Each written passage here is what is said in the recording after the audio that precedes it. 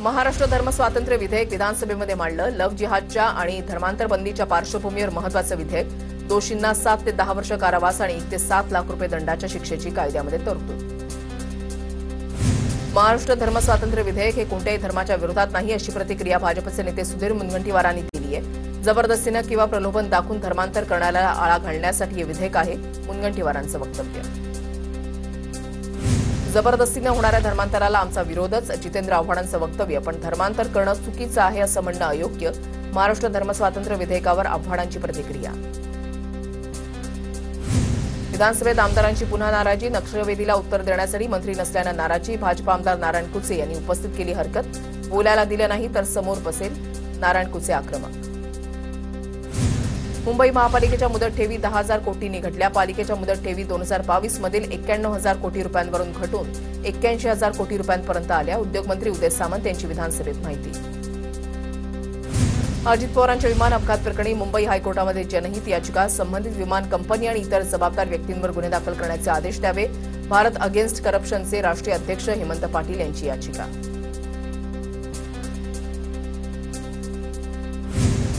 धनगर समाजाच्या आरक्षणाबाबत मुख्यमंत्र्यांच्या उपस्थितीमध्ये बैठक 3 मध्ये चर्चा। मंत्री गिरीश महाजन यांची माहिती।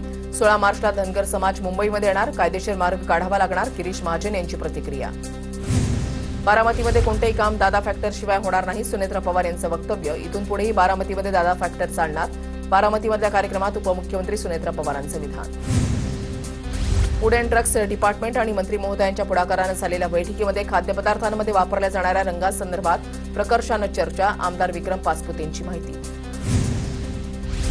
काही जण उद्योगमंत्री नसतानाही दावोसला गेले होते, मनीषा कायंदे यांची नाव न घेता आदित्य ठाकरेंवर टीका। काही लोक पिकनिकला दावोसला गेले होते, मनीषा कायंदेंची टीका। राज्य अर्थसंकल्पामध्ये ओबीसींसाठी केवळ 0.56% आर्थिक तरतूद। महाज्योती संस्थेला निधी देताना सरकारकडून दुजाभाव केला जातोय, ओबीसी आंदोलक प्राध्यापक लक्ष्मण हाकेंचा आरोप। गोपीनाथ मुंडे शेतकरी अपघात सुरक्षा अनुदान योजनेमध्ये शेतमजुरांचाही समावेश। राज्यातील 2 कोटी शेतमजुरांना न्याय मिळेल, राज्यमंत्री आशिष जयस्वाल यांची माहिती। गोपीनाथ मुंडे शेतकरी अपघात सुरक्षा अनुदान योजनेमध्ये शेतमजुरांचाही समावेश। कृषी मंत्री दत्तात्रय भरणेंकडून राज्यमंत्री आशिष जयस्वालांच्या पुढाकाराचं कौतुक। योजनेसाठी पुढाकार घेतल्याचं म्हणत केलं कौतुक। धुळ्यामध्ये ठाकरेंच्या शिवसेनेला मोठा धक्का। माजी महापौर आणि सहसंपर्क प्रमुख भगवान करणकाळांचा ठाकरे गटाला जय महाराष्ट्र। पुढील आठवड्यामध्ये एकनाथ शिंदेंच्या उपस्थितीमध्ये शिवसेनेमध्ये प्रवेश करणार। चंद्रपूर मनपा स्थायी समिती सभापतीपदासाठी काँग्रेसकडून वसंत देशमुखांचा अर्ज दाखल, तर भाजप आणि ठाकरेंच्या शिवसेनेकडून मनस्वी संदीप गिरेंचा अर्ज। रायगड जिल्हा परिषदेचे नवनिर्वाचित अध्यक्ष मंगेश वाकडीकर यांनी मुख्यमंत्री फडणवीसांची सदिच्छा भेट घेतली। रायगड जिल्ह्याच्या विकासासंदर्भात चर्चा झाल्याची माहिती। भाजपकडून एसआयआर संदर्भात 17 मार्चला महत्वाची बैठक। भाजपच्या सर्व आमदार, महापौर, उपमहापौरांना बैठकीला उपस्थित राहण्याचे आदेश। फडणवीस आणि राष्ट्रीय सरचिटणीस तरुण चूक मार्गदर्शन करणार। धाराशिव जिल्हा परिषद निवडणुकीमध्ये भाजपच्या अर्चना पाटलांचा विजय। अर्चना पाटील भाजप आमदार राणा जगजितसिंह पाटील यांच्या पत्नी। धाराशिव जिल्हा परिषदेवर भाजपचा पहिला अध्यक्ष बसणार।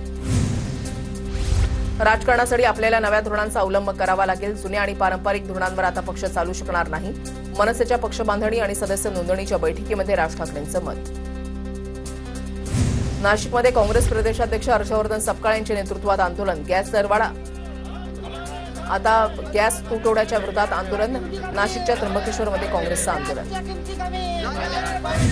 मुंबईतील लोअर परळच्या प्रदर्शनामध्ये मराठीचे एकही पुस्तक नसल्यानं ठाकरेंची शिवसेना आक्रमक। शिवसैनिकांनी फिनिक्स मॉल इथे पुस्तक प्रदर्शनाचा स्टॉल उधळून लावला। महिला दिनाचं औचित्य साधून गेल्या 4 दिवसांपासून सुरू होतं पुस्तक प्रदर्शन। मुख्य निवडणूक आयुक्तांच्या विरोधात महाभियोगाची नोटीस। लोकसभा राज्यसभेच्या सचिवालयाकडे सादर करण्यात आली नोटीस। बिहारमध्ये एसआयआर व्यवस्थित न हाताळल्याचा आरोप। विरोधी पक्षाच्या खासदारांची टीएमसीच्या नेतृत्वात नोटीस। बदलापूर स्त्री बीच विक्री प्रकरणामध्ये आतापर्यंत 7 जणांना अटक। राज्य महिला आयोगाची माहिती। अमोल पाटील यांना नाशिकमध्ये परवाना असताना ठाण्याची आयव्हीएफ सेंटर सुरू केल्याचं समोर। अकोला शहरातील सिटी कोतवाली पोलीस ठाण्याला लागून असलेल्या कपड्याच्या दुकानाला आग। आगीमध्ये 6 ते 7 कपड्यांची दुकानं जळून खाक। भंडारा जिल्हा रुग्णालयामध्ये परिचारिकांचं शिक्षण घेणाऱ्या मुलींकडून करून घेण्यात आली सफाईची कामं। प्रशिक्षणार्थी मुलींना भिंती धुवायला लावल्याचा प्रकार। मुली सफाई करतानाचा व्हिडिओ व्हायरल। संबंधितांवर कारवाई करण्याची मागणी। पुण्यामध्ये टकटक गँगचा पर्दाफाश, सिग्नलवर गाड्यांमधून मोबाईल चोरी करणारे 2 परप्रांतीय आरोपी अटकेत. 4 चाकी वाहनांना धडक लागल्याचा बहाणा करून गाड्यांमधून चोरी करायचे. पुणे शहरातील कमाल तापमानामध्ये 38 अंशांवरती पोहोचलंय. रात्रीच्या तापमानामध्ये सुद्धा वाढ. महाराष्ट्र आणि गुजरात राज्यावर अँटिक सायक्लोनिक स्थिती सक्रिय, त्यामुळेच राज्यातील तापमानावर परिणाम झाल्याची माहिती. नागपूर विद्यापीठाच्या 70% परीक्षांचे निकाल रखडले. सिनेटच्या बैठकीमध्ये गुणपत्रिकांमधील घोळाची आणि सॉफ्टवेअर कंपनीच्या चौकशीची मागणी. 10वी आणि 12वीच्या परीक्षेमध्ये गैरप्रकार करणाऱ्या केंद्रावरील कर्मचाऱ्यांवर बोर्डाची कारवाई. आतापर्यंत वेगवेगळ्या जिल्ह्यातील 103 कर्मचारी निलंबित. बोर्ड काही परीक्षा केंद्रांवर कारवाई करण्याची तयारीत. भंडाऱ्यामध्ये सिलेंडरची साठेबाजी करणाऱ्या 2 ठिकाणी धाडी. 37 सिलेंडरचा साठा जप्त. जिल्हा पुरवठा विभागाची कारवाई. सीएससी केंद्रावर धाड टाकून 37 सिलेंडरचा साठा जप्त. इराणमधील युद्धस्थितीमुळे परदेशात अडकलेले 25 पर्यटक नागपूरमध्ये परतले. नागपूरच्या 33 नागरिकांनी जिल्हा प्रशासनाकडे संपर्क साधला होता. 33 जणांपैकी 25 पर्यटक परतले तर 4 जणांची तिकीटं बुक झाल्याची माहिती. आखाती देशामध्ये सुरू असलेल्या युद्धाचा परिणाम भारतीय शेअर बाजारावर जाणवतोय. शेअर बाजारामध्ये पॅनिक सेलमुळे शुक्रवारी दिवसभरात सेन्सेक्स 1470 अंकांनी कोसळला तर निफ्टी 488 अंकांनी कोसळला. सावित्रीबाई फुले पुणे विद्यापीठामधील विद्यार्थ्यांच्या मेसवर परिणाम. गॅस टंचाईमुळे परिणाम होत असल्याचा विद्यार्थी संघटनांचा आरोप. आज पुणे विद्यापीठामध्ये विद्यार्थ्यांचं आंदोलन. एसएफआय निदर्शनं करणार. युद्धाच्या नावाखाली धुळ्यातील केळी उत्पादकांची फसवणूक होत असल्याचा आरोप. व्यापाऱ्याकडून भाव मिळत नसल्यानं शेतकरी आर्थिक संकटात. 1,500 ते 2,000 रुपयांचा दर 800 ते 1,000 रुपयांपर्यंत पोहोचला. नागपूर विमानतळावरील कॅन्टीनमध्ये व्यावसायिक गॅस सिलेंडरचा तुटवडा. सिलेंडर नसलं तर विमानातील नाश्ता आणि स्टाफच्या जेवणाचा प्रश्न निर्माण होणार. कॅन्टीन चालकाकडून अन्न पुरवठा विभागाकडे सिलेंडरची मागणी. इंधन टंचाईच्या काळामध्ये देखील संत गजानन महाराज संस्थान स्वयंपूर्ण गॅस विनाच तयार करण्यात येतो. दररोज 50,000 भाविकांना महाप्रसाद.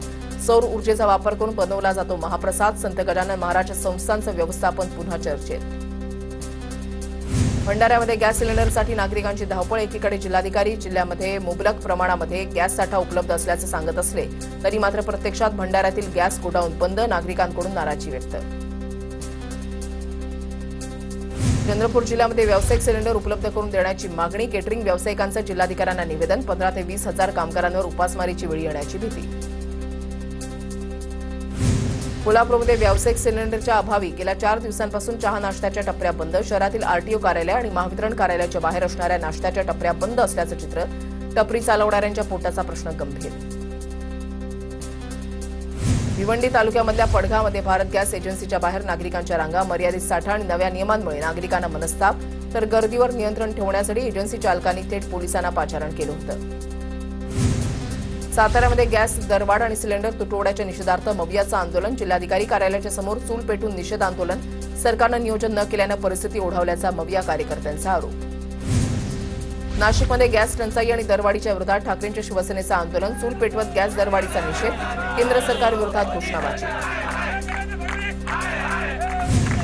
नागपुरात हॉटेल आणि केटरर्स व्यावसायिकांना अमेरिका इराण युद्धाचा फटका. गॅस मिळत नसल्यामुळे हॉटेल व्यावसायिकांकडून इलेक्ट्रिक शेगडीचा वापर तर मोठ्या हॉटेल मालकांना हॉटेल बंद करण्याची वेळ. आखाती देशांमधील युद्धाचा तळ कोकणामध्येही परिणाम. सिंधुदुर्ग जिल्ह्याच्या वेंगुर्ले शहरातील 2 पेट्रोल पंपांवर पेट्रोल साठा संपल्यानं वाहन चालकांना नाहक त्रास. लातूरमध्ये शासकीय वसतिगृहांना गॅस तुटवड्याचा फटका. 1,000 मुलांच्या शासकीय वसतिगृहात गॅस नसल्यानं स्वयंपाक करण्यासाठी चूल पेटवण्याची वेळ. गॅस टंचाईमुळे शासकीय वसतिगृहातील दैनंदिन जेवणाचं वेळापत्रक सुद्धा बिघडलं. वरळीमध्ये गॅस सिलेंडरचा काळाबाजार करणाऱ्या टोळीवर कारवाई. रहिवासी भागात सिलेंडर साठवून काळाबाजार केल्याचा प्रकार. 100हून अधिक भरलेले गॅस सिलेंडर जप्त तर 58 रिकामे सिलेंडर जप्त. पनवेलमध्ये गेल्या काही दिवसांपासून घरगुती गॅस टंचाईबाबत चर्चा. मात्र या संदर्भात दिलासादायक बातमी समोर. शहरातील विविध भागांमध्ये घरगुती गॅसचा पुरवठा पुन्हा सुरळीत. एजन्सीमध्ये सिलेंडरचा पुरेसा साठा असल्याची माहिती. जळगावमधील इच्छादेवी चौक परिसरामधील एलपीजी गॅस पंपावर रिक्षांच्या रांगा. शहरामध्ये एलपीजी गॅसचे 3 पंप आहेत. मात्र 2 पंपांवरील गॅस संपल्याने एका पंपावर मोठ्या प्रमाणात गर्दी. तब्बल 2 ते 3 तास रांगेमध्ये उभं राहिल्यानंतर गॅस मिळत असल्याची रिक्षा चालकाची प्रतिक्रिया. आखाती देशातील युद्धाचे मुंबईतील बाजारावर पडसाद. मुंबईतील भांड्यांच्या दुकानामध्ये लाकडी कोळशावर चालणाऱ्या शेगडीची मागणी वाढली तर इंडक्शन शेगडीचा तुटवडा जाणवू लागला. त्यामुळे शेगडीचे दर 50 रुपयांनी वाढले. चंद्रपूरच्या लोहार डोंगरी इथल्या प्रस्तावित लोहखाणीला अखेर राज्य सरकारची स्थगिती. मात्र लोहखाणी विरोधात अन्नत्याग सत्याग्रहाला बसलेले बंडू धोत्रे राज्य सरकारच्या आदेशावर असमाधानी.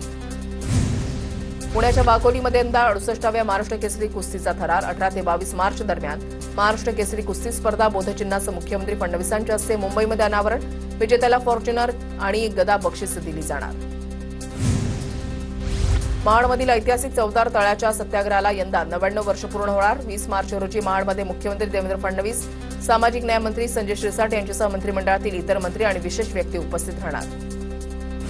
अंबाबाई मंदिराचा मुख्य गाभारा दर्शनासाठी 14 ते 17 मार्च दरम्यान बंद राहणार. मंदिराच्या संवर्धन आणि दुरुस्तीच्या कामानिमित्त निर्णय. तर 18 मार्चपासून देवीच्या मूळ मूर्तीचं पुन्हा दर्शन घेता येणार. पश्चिम रेल्वेवर आज आणि उद्या जम्बो ब्लॉक घेण्यात येणार. बोरिवली आणि भाईंदर दरम्यान अप आणि डाऊन मार्गावर ब्लॉक असणार. प्रभादेवी ओव्हरब्रिजच्या गर्डरचं टी लॉन्चिंग करण्यासाठी मार्गावर ब्लॉक. वाशी परिसरामध्ये आगरी कोळी बांधव आणि महिलेच्या पुतळ्याचा अवमान केल्यानंतर आगरी कोळी समाजामध्ये तीव्र संताप. कोळी बांधवांच्या वतीनं पुतळ्याला दुधानं अभिषेक. दोषींवर कडक कारवाई करण्याची मागणी. मुंबईमध्ये जीव उद्मरतोय. दीपिका पदुकोणची इंस्टाग्राम पोस्ट. मुंबईतील प्रदूषणावर तिची नाराजी. बीएमसीला टॅग करत दीपिका पदुकोण करून नाराजी व्यक्त. तर एकवेळ वाढत आहे याची आम्हाला कल्पना. महापौर रितू तावडेंची प्रतिक्रिया. अंडर 19चा कर्णधार आणि विश्वविजेता आयुष म्हात्रेचा वसई विरार महापालिकेच्या महासभेत ठराव करून जाहीर सत्कार. आयपीएलमध्ये खेळणार असून यशस्वी होईन आयुष म्हात्रेकडून विश्वास व्यक्त. जळगावमध्ये जिल्हाधिकारी कार्यालयाच्या समोर भारत मुक्ती मोर्चा आणि ओबीसी पिछडा वर्ग संघटनेतर्फे आंदोलन. ओबीसींची जातीनिहाय जनगणना करण्यात यावी अशा विविध मागण्यांसाठी आंदोलन. नवी मुंबईमध्ये माथाडी कायद्यातील प्रस्तावित बदलांच्या विरोधात माथाडी कामगारांचं आंदोलन. कायद्यातील बदलांच्या विरोधात कामगारांची नाराजी. आक्रमक होत शशिकांत शिंदेंनीही दिली कामगारांना साथ. जळगावच्या मुक्ताईनगर तालुक्यामध्ये यावर्षी शेतकऱ्यांकडून गव्हाची 3000 हेक्टर क्षेत्रावर लागवड. गतवर्षीच्या तुलनेमध्ये यावर्षी 10% वाढ. जालन्यामध्ये लाचखोर पोलीस एसीबीच्या जाळ्यात. मंठा इथे एका पोलीस निरीक्षकासह पोलीस अंमलदाराला 30,000 रुपयांची लाच स्वीकारताना रंगेहात पकडलं. सीएसएमटी साईनगर शिर्डी वंदे भारत एक्सप्रेसवर कल्याणजवळ दगडफेक.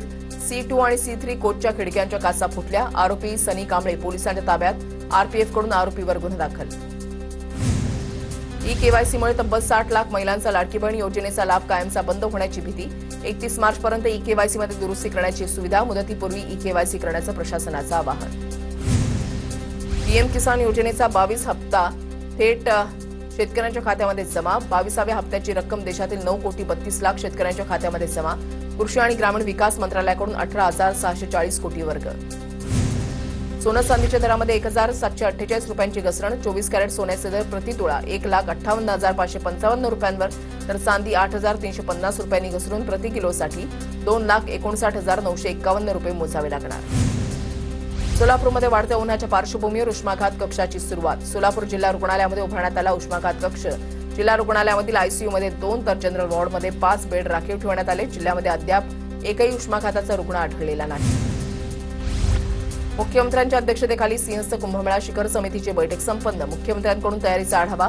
पायाभूत सुविधांची कामं तातडीनं पूर्ण करण्याच्या सूचना. स्वच्छ पाण्यासाठी विशेष काळजी घेण्यासंदर्भातही निर्देश.